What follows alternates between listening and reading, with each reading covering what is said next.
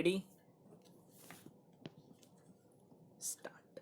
So except in every serious cases of fraud, we cannot use this.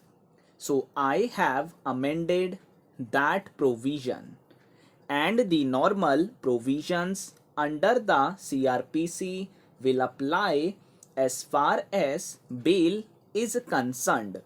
Now the provisions are being amended were referred to by Shri Rahman Khan are relating to the mandatory capital limit. Similarly, the whole idea of a company seal has now also started becoming almost a relic as far as global laws are concerned. So, our law is being brought to this level. The third amendment relates to deposits. If there is a prohibition in accepting deposits and if company violates that and still accepts deposits, a provision was enacted but punishment for violation was forgotten to put in. So that gap has to be filled up by virtue of an amendment. The next provision is with regard to inspection of records of companies. Now AGM resolutions are meant for public display, but board resolutions are not. A board resolution of a company may actually contain confidential things. You have a private company or a public company, its entire corporate strategy may be contained in the board's resolution. The manner in which its financial strategy may be contained in that its intellectual property strategy may be contained in it. It may contain saying that this is going to be the name of my product, this is going to be the patent that I am going to ask for, etc. So those are not available for public display anywhere. So this act obliterated the distinction between a board resolution and an AGM resolution. Hence, a correction had to be done. There was another lapse that has taken place. There was a provision for setting up of past losses and depreciation before declaring dividend. If you have accumulated losses, first your account for those accumulated losses and only then the shareholders get dividend. Now this provision was put under the rules without putting it in the act. So the gap as far as drafting is concerned has to be rectified. Similarly, there is a transferring equity shares for which unclaimed dividend has to be transferred to the investor education fund. Now the rule is that for 7 years if dividend is not claimed then that is to be transferred. Now there was a drafting error into this that even if it is not claimed for 1 year, there was a little ambiguous drafting which has to be corrected.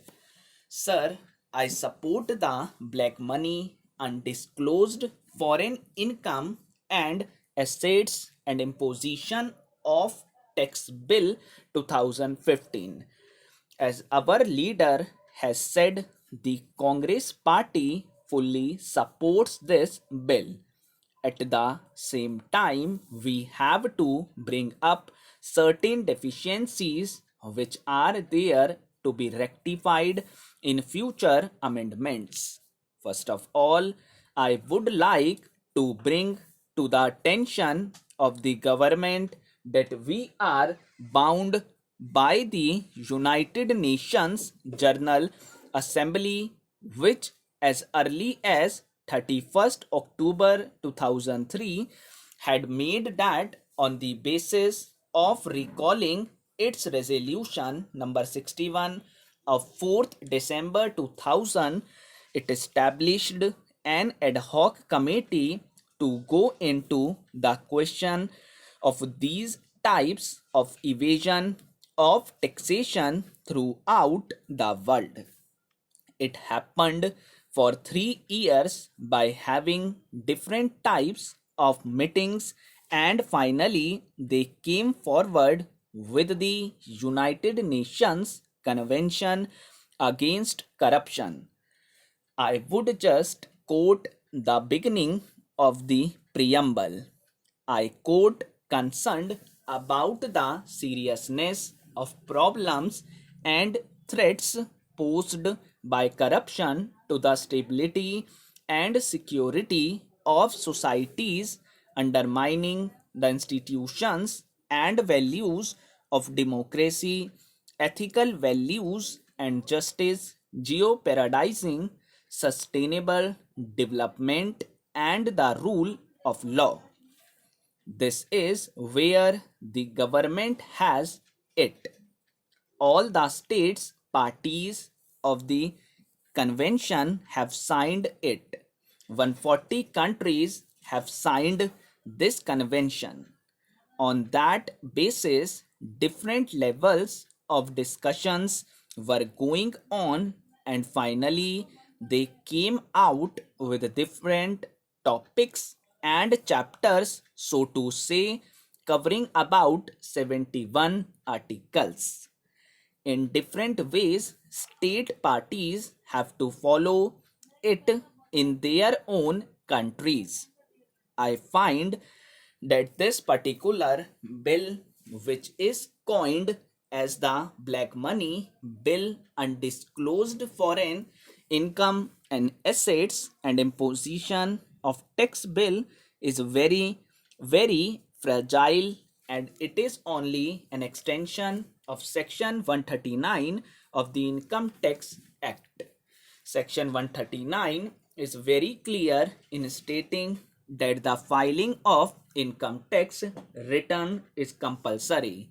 In various cases, they are financial interest in any entity located outside India or signing authority in any account located outside India is required to file a return of income in prescribed form compulsorily, whether or not he has the income chargeable to tax.